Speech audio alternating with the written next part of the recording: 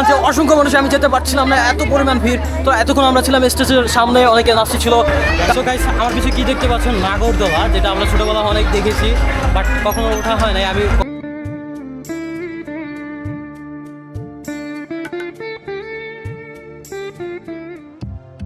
আজকে আপনাদেরকে দেখাতে চলেছি এক অসাধারণ জায়গা, ওয়ান্ডারল্যান্ড অ্যামিউজমেন্ট পার্ক। যদি এখন আপনার মন খারাপ থাকে, তাহলে ভিডিওটা দেখার পর আপনার মন এমনিতেই ভালো হয়ে যাবে। এই পার্কে প্রবেশ করতেই চোখে পড়বে বাচ্চাদের জন্য নানা ধরনের খেলার item, video game, digital rides, car racing, space game, আরও কত কিছু। সবগুলোর নাম আমি নিজেও জানি না, তবে প্রতিটি ছিল আধুনিক এবং মজার। শুধু বাচ্চাদের জন্যই না, প্রাপ্তবয়স্কদের জন্য রয়েছে ডিজে পার্টি আর কনসার্টের আয়োজন। আর মজার ব্যাপার হলো, পরিবেশ নিয়েও এই মিউজিক ফেস্টে উপভোগ করা যায়। সবাই যেন এক মুহূর্তেই দুশ্চিন্তা ভুলে শৈশবে ফিরে যায়। এক পাশে রয়েছে একটি ছোট্ট সুইমিং পুল, যা মূলত বাচ্চাদের জন্য হলো দেখতে বেশ চমৎকার। আর সবচেয়ে অসাধারণ ব্যাপার হলো, রাতের বেলা লাইটিং, কালার আর আনন্দের মাঝে পুরো পরিবেশটা যেন স্বপ্নের মতো লাগে। বিশেষ করে বাম্বলবি রোবটটি শো, সেটা সত্যি এক আলাদা আকর্ষণ ছিল।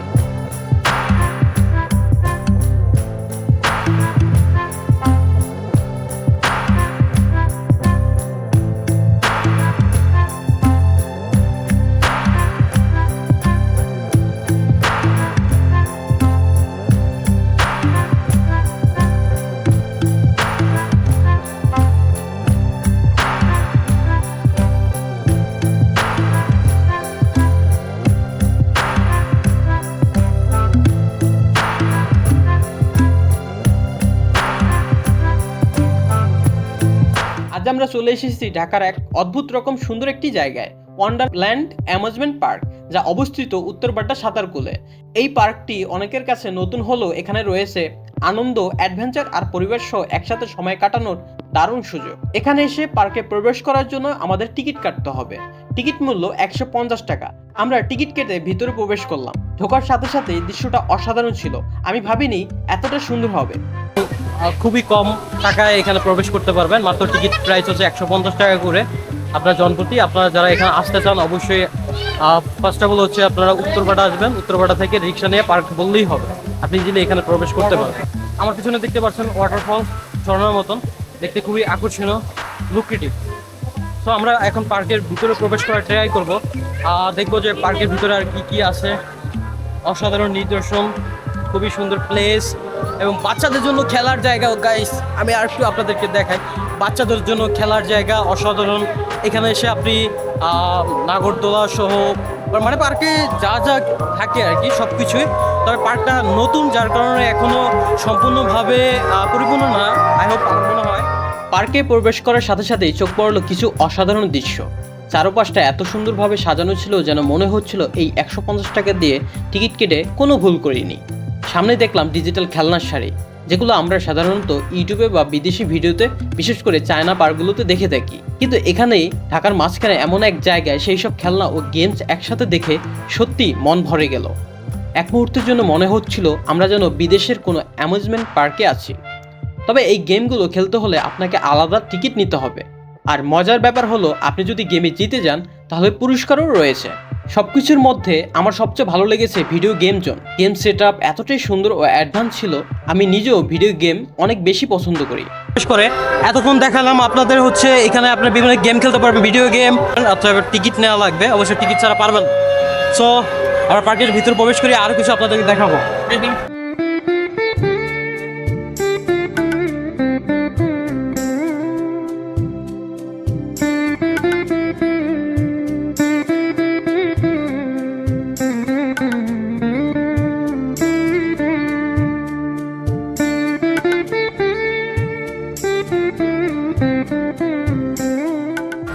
সো গাইস, আমি এখন আরেকটা মজাদার জিনিস দেখাবো।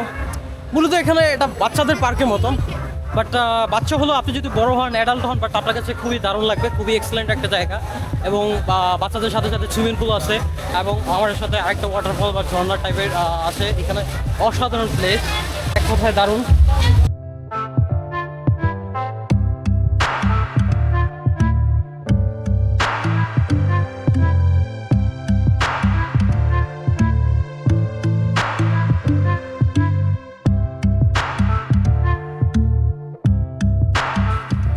সো গাইস, আমাকে একজন বললো অথরিটি পার্কে যে এখানে ডাইনোসরের শো হচ্ছে, বাট আই হোপফুলি আমরা ডাইনোসরের শোটা দেখতে যাব। আর এখানে আরও অনেক অনেক মজাদার মজাদার অনেক ইন্টারেস্টিং ভিউ আছে। আই হোপফুলি আমি সব কিছু দেখার ট্রাই করবো। সো মাত্র 150 টাকার টিকিটের মধ্যেই আপনি অনেক কিছু ফ্রিতে উপভোগ করতে পারবেন। তার মধ্যে অন্যতম আকর্ষণ ডাইনোসর শো। এই শোতে ব্যবহার করা হয়েছে দুটি বিশাল আকৃতির মুভিং ডাইনোসর, যেগুলো চলাফেরা গর্জন এমনভাবে সাজানো যেন বাস্তবে তারা জীবন্ত হয়ে উঠেছে। বিশেষ করে বাচ্চারা একে দেখে একদম মুগ্ধ হয়ে যায়, কেউ ভয় পায় আবার কেউ হেসে খেলে আনন্দ মেতে ওঠে। তবে এই মজার শো দেখার পাশাপাশি চলুন আমরা একটু জেনে আসি ডাইনোসরের ইতিহাস। ডাইনোসর ছিল পৃথিবীর ইতিহাসে সবচেয়ে রহস্যময় ও প্রভাবশালী প্রাণীদের একটি। তারা প্রায় 23 কোটি বছর আগে ট্রায়াসিক যুগে প্রথম পৃথিবীতে আবির্ভূত হয়। এরপর তারা জুরাসিক যুগ জুড়ে পৃথিবী শাসন করে। তবে প্রায় 65 মিলিয়ন বছর আগে একটি বিশাল গ্রহাণুর আঘাত এবং জলবায়ু পরিবর্তনের কারণে ডাইনোসর সহ বহু প্রাণী একসাথে বিলুপ্ত হয়ে যায়। তবে বিজ্ঞানীরা এখনও বিশ্বাস করেন পাখিরা হলো আধুনিক যুগের ডাইনোসরের উত্তরসূরি।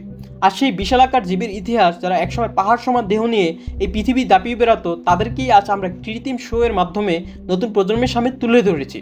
এটা শুধু বিনোদন না, এটা শিক্ষা, ইতিহাস আর বিস্ময়ের একটি অসাধারণ মিশেল। আপনারা যখন পার্কে ঘুরতে আসবেন অবশ্যই ডাইনোসরের খেলাটা অবশ্যই দেখতে পারবেন, বিশেষ করে এটা বাচ্চাদের জন্য।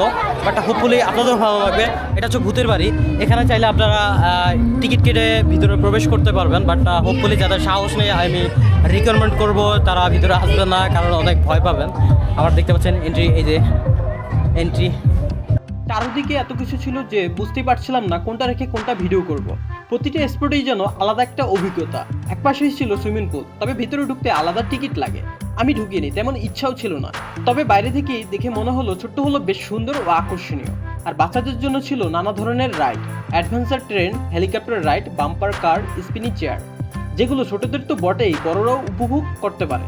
যদি আপনার সন্তান থাকে, তাকে নিয়ে এখানে ঘুরতে আসেন, তাহলে সে আপনার পকেট ফাঁকা করেই ছাড়বে। আর একটা জিনিস চোখে পড়ে, চারপাশে সাজানো কিছু আর্টিফিশিয়াল ফুল গাছ, যেগুলো দেখতে এতটাই নিখুঁত যে রিয়েল মনে হয়। পাশেই চলছিল ডিজে কনসার্ট। ছেলে মেয়ে বাচ্চারা সবাই যেন সুখে সাগরে ভাসছে। অনেকেই মন খুলে নাচছে, কেউ ভিডিও করছে, কেউ ছবি তুলছে। পুরো পরিবেশটা যেন হয়ে উঠছিল একটা রঙিন উৎসব। চলুন আপনাদের কিছু রিয়েল ফুটেজ দেখাই।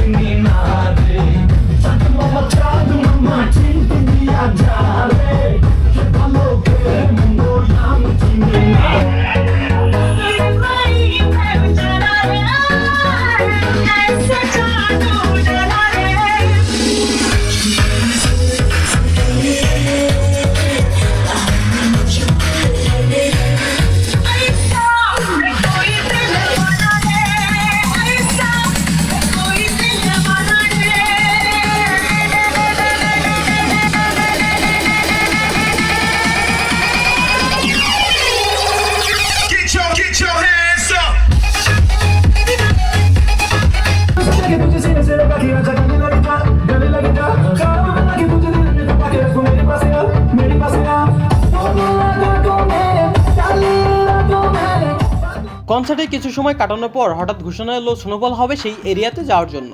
স্নোফল এখনও শুরু হয়নি, কিন্তু এরিয়াটা ইতিমধ্যেই মানুষের ভিড়ে জমজমাট।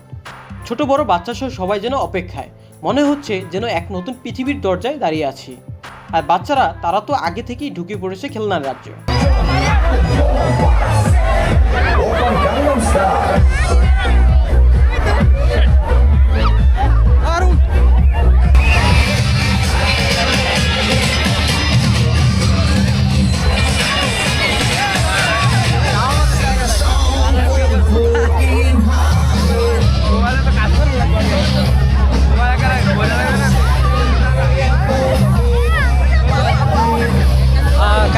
কনসার্টে থাকতে থাকতে কারণ একদম ঝাঁঝরা হয়ে গেছে। বাট আরেকটা এখানে আকর্ষণ আছে, আমি ভাবছি এখানে হয়তো আপনি বোট পাবেন না, বাট এখানে হচ্ছে আপনি চাইলে পানির মধ্যে বোটেও ঘুরতে পারবেন, সেই সুযোগটা আছে। এখানে অবশ্যই আপনাকে টিকিট কাটতে হবে। আমি জানি না টিকিটের প্রবেশ মূল্য কত, বাট আর একটু আপনাদেরকে দেখানোর ট্রাই করি। সো এই যে এখান থেকে হচ্ছে এই আপুর থেকে হচ্ছে কালেক্ট করতে হবে, এই আপুর থেকে টিকিট কালেক্ট করতে হবে আপনাকে। দেখাই না 4 জনের আছে এটা রাইট হয়ে আসছে। সো দারুণ একটা জিনিস আপনাদেরকে দেখাতে চাই গাইস, যদি আমার পিছনে দেখতে পারেন একটু পরে আসতেছে, ওই যে আসতেছে।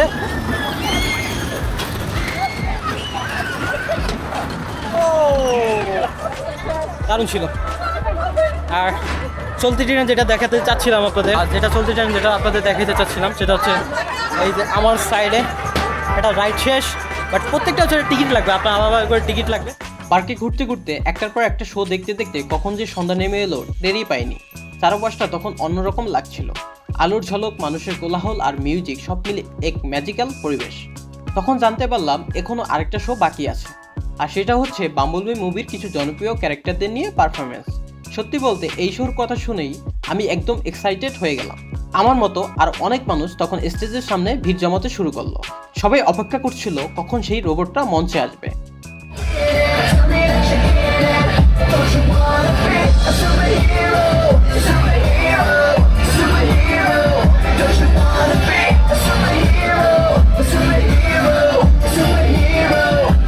আশা করি আপনাদের ভিডিওটা ভালো লেগেছে। যদি ভালো লেগে থাকে অবশ্যই একটা লাইক এবং আপনার মতামত জানাতে ভুলবেন না। আর হ্যাঁ, চ্যানেলটি অবশ্যই সাবস্ক্রাইব করে রাখবেন। আবার দেখা হবে নতুন কোনো ভ্রমণ আর নতুন কোনো গল্প নিয়ে পরবর্তী কোনো ব্লগে। ধন্যবাদ পুরো ভিডিওটা দেখার জন্য।